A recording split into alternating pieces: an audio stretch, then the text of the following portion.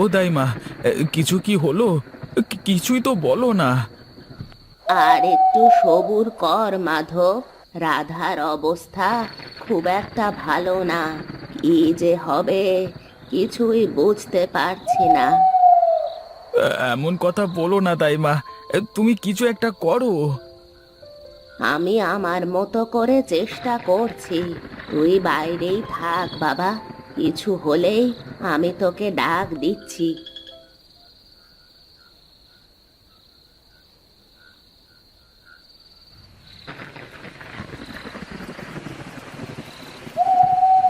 দেখ মাধব, দেখ কেমন ফুটফুটে মেয়ে হয়েছে তোর।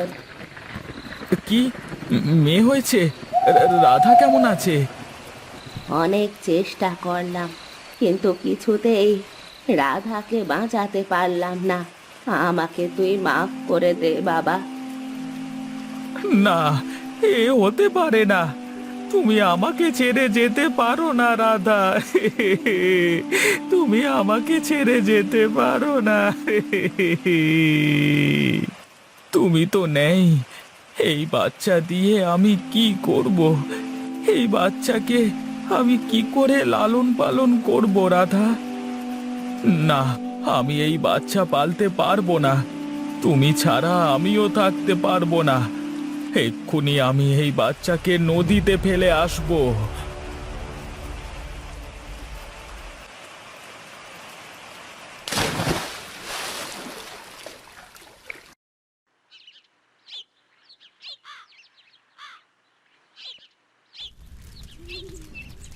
এখন আর কেঁদে কি হবে দাদা? চলো বাড়িতে চলো। আমার যে সব কিছু শেষ হয়ে গেল রে রমেশ। আমার আর কিছুই রইলো না। তুমি আগে বাড়িতে চলো। এখন তো তোমাকে শক্ত হতে হবে। তোমাকে আবার ঘুরে দাঁড়াতে হবে। আমি পারবো না রে রমেশ, আমি পারবো না। তুই আমাকে এখানেই রেখে যা। আমি আমার রাধার কাছেই থাকতে চাই।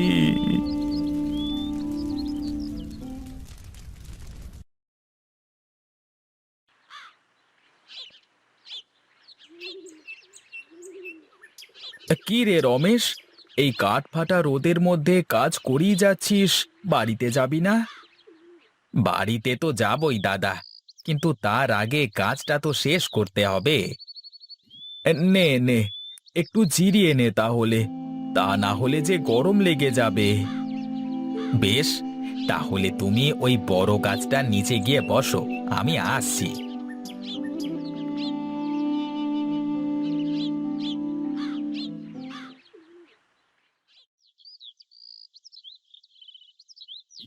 দাদা, একটা কথা বলবো? কি বলবি? বলে ফেল দেখি। দাদা, মাঠের সব ফসল কেমন পোড়া মনে হচ্ছে। আমার কাছে বিষয়টা ভালো লাগছে না জানো। আরে, দুদিন আগে বৃষ্টি হয়েছে, তার উপর এই চড়া রোদ, তাই একটু আগাগুলো পুড়তে শুরু করেছে। আস্তে আস্তে ঠিক হয়ে যাবে। তাই যেন হয় দাদা, আমার তো খুব ভয় হচ্ছে। মাঠে তো শুধু তোর একার ফসল না, আমাদের সবারই তো ফসল আছে। তাহলে এত চিন্তা করিস নে। কি করব দাদা, এই চাষবাস করি তো সংসারটা চালাই। আর তো কোনো উপায় নাই। আমার মতো হলে তো আর কোনো সমস্যা নেই। চালচুলোহীন একজন মানুষ। আহ, আমি বলি কি দাদা, তুমি আর একটা বিয়ে করো। এভাবে আর কতদিন থাকবে? না রে রমেশ, আর বিয়ে করব না। আমার জীবনে আমি রাধাকে ছাড়া আর কাউকে ভাবতে পারি না। আচ্ছা দাদা, তা না হয় হলো, কিন্তু একটা কথা আমার মাথায় আসছে না। কি কথা বল দেখি। এ, বৌদি তো গর্ভবতী ছিল, তাহলে বাচ্চাটা গেল কোথায়?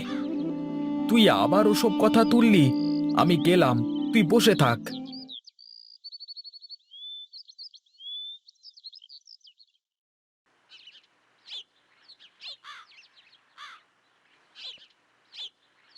কি গো, তুমি এত তাড়াতাড়ি মাঠ থেকে চলে আসলে যে? কাজ কি শেষ?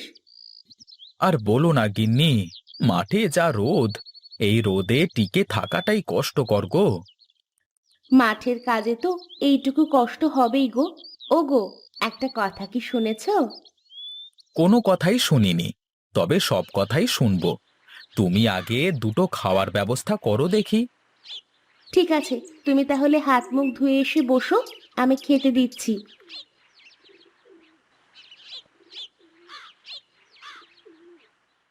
উম, উম, উম, উম।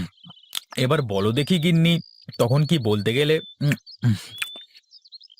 শুনলাম নদীর ওপারের গায়ে নাকি সব চাষিদের ফসল পুড়ে যাচ্ছে, সারা গ্রাম হাহাকার করছে। কি বলো গিন্নি? আমি তো জানি নে। তুমি জানবা কি করে? তুমি কি কোনো খোঁজ খবর রাখো নাকি? হায় হায় হায়, তাহলে তো আজই একবার ওপারে যেতে হয়। মাধবটা কেমন আছে কে জানে।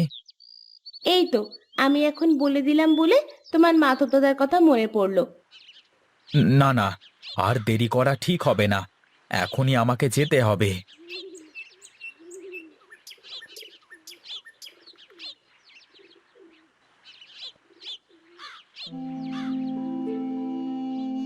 এসব কি করে হলো মাধব? কেন হলো এসব? সবই কপালের লিখন রে বন্ধু। তোরও কি একই অবস্থা হয়েছে নাকি ফসলের? আরে না না, ওপারে তো কারোর ফসলেরই কিছু হয়নি। আমি তো খবর পেয়ে দেখতে এলাম। কি বলো বিনোদদা, নদীর ওপারে সব ফসল ঠিক আছে? ঠিক আছে বই কি, আমি তো সকালে আমার জমি থেকে কাজ করে তারপরে বাড়িতে গিয়ে শুনি এসব কথা। কি থেকে যে কি হয়ে গেল কিছুই তো বুঝতে পারছি না। আমার মনে হয় গ্রামে মড়ক লেগেছে, এখনই কিছু একটা করতে হবে, তা না হলে পুরো গ্রাম শেষ হয়ে যাবে। আমারও তাই মনে হয় দাদা, কিন্তু কার জন্য এমনটা হলো, কিসের জন্য হলো, সেটাও আমাদের খুঁজে বের করতে হবে। আমার জানাশোনা এক সাধু বাবা আছে, তার কাছে গেলেই আমরা সব জানতে পারবো। না না, ওসব সাধুর কাছে গিয়ে কিছুই হবে না, যা করবার আমাদেরই করতে হবে। তুই বুঝতে পারছিস না মাধব, এছাড়া আর কারোর কোনো পথ খোলা নেই। ঠিক আছে তাহলে, তোরা যা, আমি যাব না, আমি বরং বাড়িতে যাই।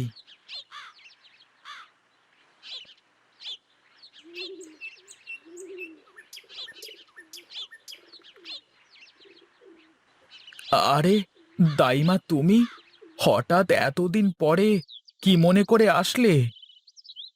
আর বলিস নে রে বাবা, শরীরটা এত খারাপ, কোথাও যেতে পারি না, তার ওপর গায়ের এই অবস্থা। বেশ বেশ, বসো তুমি একটু। না না, বসবো না। তুই একটু তোর মেয়েটাকে দেখাবি বাবা।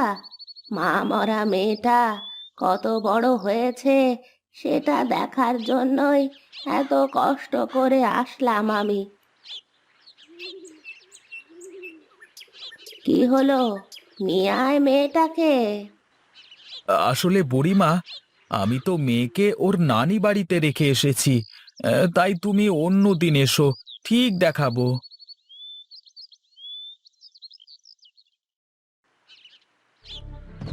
তুমি যা বলছো তার সবকিছু সত্যি তো বুড়িমা?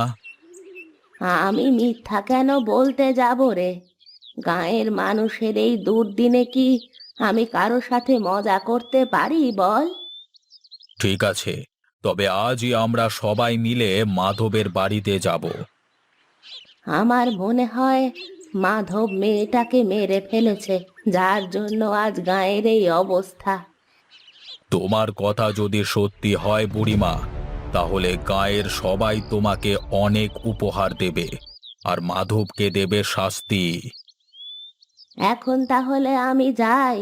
আমি শুধু আমার কথা চিন্তা করে কিন্তু আসিনি, এ গাঁয়ের মানুষের কথা ভেবেই এসেছি। ঠিক আছে বুড়িমা, তুমি কোনো চিন্তা করো না, আমি সব দেখছি।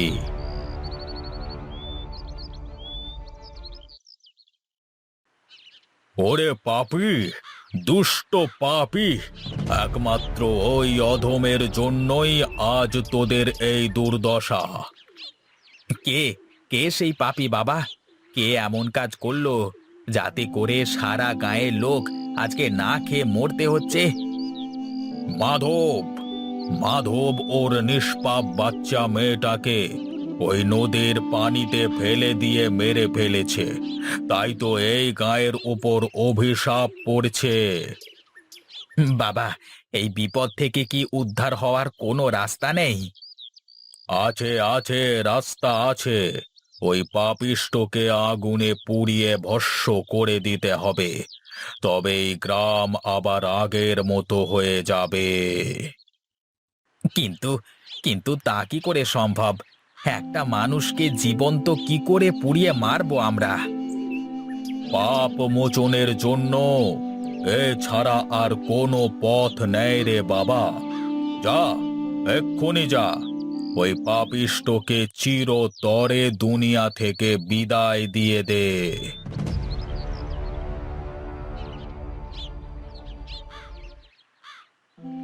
কেন করলি তুই এমন মাধব? কেন? এছাড়া যে আমার মাথায় তখন আর কিছুই কাজ করেনি বন্ধু। আমি কি করব বল? এত বড় বিপদ তুই আমাকে বলতে পারতিস, আমি তোর পাশে দাঁড়াতাম। রাধাকে ছেড়ে আমি ওই বাচ্চাকে কিভাবে মানুষ করতাম বল আমাকে?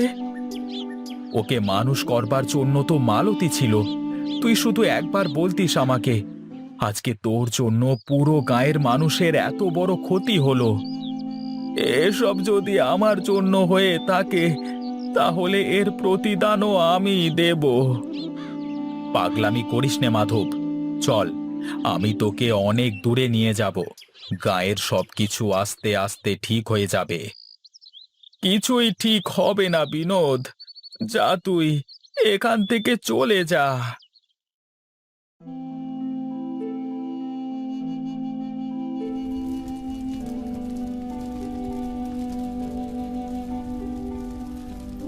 আপনাদের আর কিছুই করতে হবে না। যার ভুল সে নিজেই বুঝতে পেরেছে, তাই তো পাগলটা নিজেই নিজের জীবন শেষ করে দিল।